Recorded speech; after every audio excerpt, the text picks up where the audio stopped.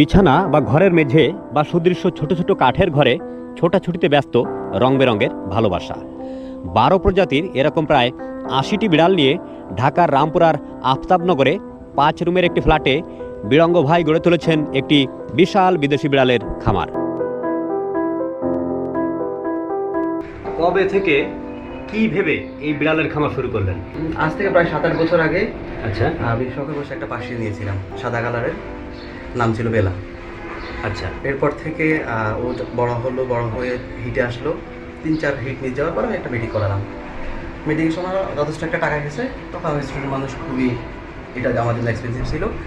এরপরে আমি ওর বাচ্চাগুলো বড় হওয়ার পরে সেল করলাম, দেখলাম ভালোই। তো আমি স্টুডেন্ট হিসেবে বাসায় বসে করার জন্য এটা বেস্ট। সেই থেকে শুরু, তার মানে 7 থেকে 8 বছরের মানে অভিজ্ঞতা এই সেক্টরে। হ্যাঁ। আচ্ছা, এই মুহূর্তে আপনার কালেকশনে কোন কোন জাতের বিড়াল রয়েছে? এই মুহূর্তে আমার কাছে মোটামুটি ওয়ার্ল্ডের সবচেয়ে এক্সপেন্সিভ যে ব্রিডগুলো, সব জাতির বিড়ালগুলো আছে। এটা স্কটিশ ফোল্ড শর্ট হেয়ার, যেটা। আচ্ছা আচ্ছা, এরপরে আমার কাছে যেটা, এটা হলো আমেরিকান শর্ট হেয়ার। আচ্ছা, কালোটা হলো স্কটিশ ফোল্ডেরই বাচ্চা বিড়াল, আর বাসার বাচ্চা। আচ্ছা, কত মাস বয়স এটা? এটার বয়স 3.5 মাস। ম্যানিকুন বিশ্বের অন্যতম বড় বিড়াল, তাই না? ওয়ার্ল্ডের সবচেয়ে বড় বিড়াল, সবচেয়ে বড় বিড়াল। হ্যাঁ, যারা কুকুর পালতে চায় বাসায়, আচ্ছা আচ্ছা, সেক্ষেত্রে কুকুর সাইজের বিড়াল। এটার বয়স কত? এটা 3.5 বছর। 3.5 বছর। মেল নাকি ফিমেল? মেল এটা। মেল। এটা হলো মেনিকুন ফিমেল আচ্ছা, অ্যাডাল্ট। ম্যানিকুন কতগুলো আছে আপনার কাছে? আমার কাছে মোট 9টা আছে অ্যাডাল্ট। বাচ্চা আছে। 9টা অ্যাডাল্ট, হ্যাঁ, বাচ্চাও তো আছে। বাচ্চা বেশ কিছু আছে। আসলে কিছুটা অংশ এখানে এনেছি আর কি, দেখানোর জন্য। সবগুলো তো আর এখানে রাখা আচ্ছা, সম্ভব না।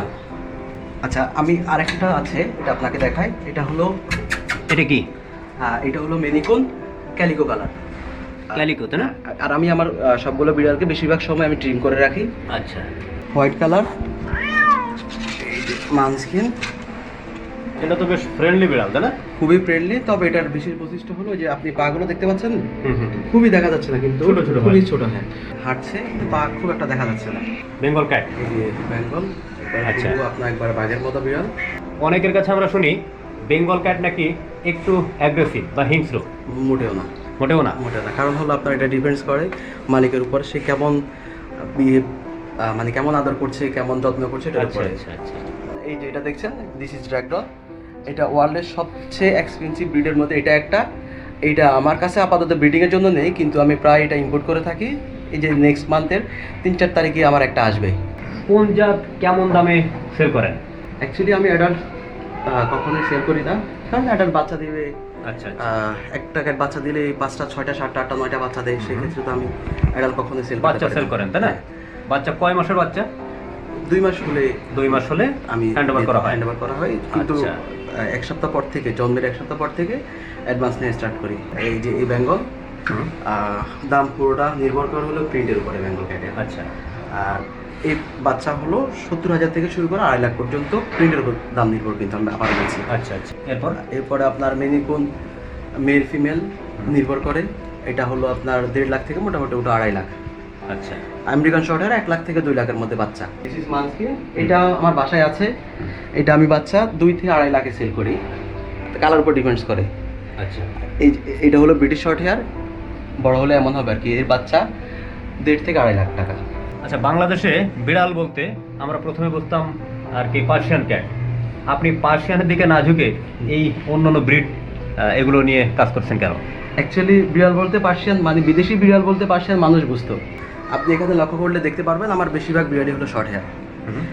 এখন মানুষ আমাকে প্রায় জিজ্ঞেস করে ভাই, বাসায় পালার জন্য কোন ব্রিডটা শ্রেষ্ঠ। এখন আপনি যেহেতু বিড়াল বাসায় পালবেন, পশমের একটা ব্যাপার আছে। যদি লং হেয়ার হয় সেক্ষেত্রে বাসায় পড়বে, বাচ্চা কাচ্চা থাকতে পারে, একটু লং হেয়ার হয়। হ্যাঁ, ঝামেলা হতে পারে। সেক্ষেত্রে আমি বিড়ালের ক্ষেত্রে আমি শর্ট হেয়ারে গেলাম, এবং শর্ট হেয়ারে গেলে খুব এক্সপেন্সিভ এই ব্রিডগুলো। একটা বিড়ালের পেছনে মাসে 5 থেকে 7 হাজার খরচ আছে। তাহলে 6 মাস আমি একটা বিড়াল পাললাম, কয়টা বাচ্চা হলো হয় কি সেল করলাম। আমি একজন স্টুডেন্ট, আমার নিজের খরচও তো আছে, বা আমি ভার্সিটিতে পড়ি, ভার্সিটির খরচও আছে। সেক্ষেত্রে আমি লক্ষ্য করলাম যে আমি বিড়াল কম পালবো, বাচ্চা কম সেল করবো, আমার টাকাটা একটু যেন বেশি হয়। সেক্ষেত্রে আমি চুজ করলাম এই যে এক্সপেন্সিভ যে পার্সিয়ান বাদে। পার্সিয়ানের দাম খুবই লো, তুলনামূলক কম। যদি ঢাকার বাইরে থেকে অন্য জেলা থেকে কেউ বিড়াল নিতে চায়, সেই সুবিধা আছে কিনা? শুধু ঢাকার বাইরে বাংলাদেশ ব্যাপারটা এমন না। আমার বিড়াল কাতার পর্যন্ত গিয়েছে, বা আপনার পার্শ্ববর্তী দেশ ইন্ডিয়াতে বহুত ক্যাট যায় আমার। তাই? জি। আপনার আপনার সাথে যোগাযোগ করবে কিভাবে? আমার সাথে যোগাযোগ করার এই যে আমার এখানে একটা হোয়াটসঅ্যাপ নাম্বার আছে। আচ্ছা। হোয়াটসঅ্যাপ নাম্বারে যোগাযোগ করলে আমাকে পাবে। অলওয়েজ আমি হোয়াটসঅ্যাপে অ্যাক্টিভ রাখি। আর এই যে বিড়ঙ্গ, আর এটা হলো আমার পেজ, বিড়ঙ্গ, বাংলায় বিড়ঙ্গ। আচ্ছা। আর ইউটিউবে একটা মাত্র খুলেছি চ্যানেল, তাহলে ইংলিশ বিড়ঙ্গ। আমার কাছে হোয়াটসঅ্যাপে ছবি চাইবে, আমি হোয়াটসঅ্যাপে ছবি দেবো। দেওয়ার পর আপনার পছন্দ হলে সেক্ষেত্রে আপনি যদি আমার বাসায় এসে নিতে চান, সরাসরি বাসায় থেকে এসে নিতে পারবেন। আবার যদি বলেন না আমাকে আপনার লোকেশন আমাকে কুরিয়ার করতে হবে, সেক্ষেত্রে কুরিয়ারের ব্যবস্থা আছে। আর সেক্ষেত্রে আপনি সম্পূর্ণ টাকা আমাকে দিয়ে তারপরে আপনার পাশাপাশি খরচের টাকাটাও। হ্যাঁ, ওই কুরিয়ার খরচটা আপনাকে দিতে হবে। জি, জি। ইভেন আর বিড়ালের টাকাটা আমাকে অগ্রিম দিয়ে আপনি নিতে হবে। ভাই, কেউ একজন 2টা বিড়াল পুষলো শখের বসে, এখান থেকে কি অর্থ উপার্জনের কোনো সুযোগ আছে? হ্যাঁ, অবশ্যই আছে। আপনি আমার থেকে একটা মেল একটা ফিমেল কিনলেন, বাচ্চা আচ্ছা। হলো, বড় হওয়ার পরে ওদের আবার বাচ্চা হলো। আপনি তার বেশি বাচ্চা পালা সম্ভব না একটা বাসায়। না। সেই ক্ষেত্রে আমিও আপনাদের থেকে নিয়ে থাকবো। যদি আমার থেকে নিয়ে থাকেন এবং পিওর ব্রিড হয়, সেক্ষেত্রে আমি নিব। এই ভিডিও দেখে অনেকে আপনার সাথে যোগাযোগ করতে চাইবে, তো আরও একবার যদি আপনার নাম্বারটা সবাইকে বলে দিতেন।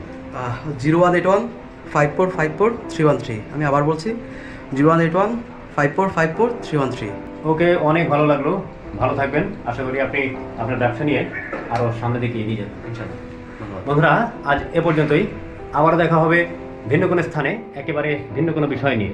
ততদিনে ভালো থাকবেন। ধন্যবাদ সবাইকে।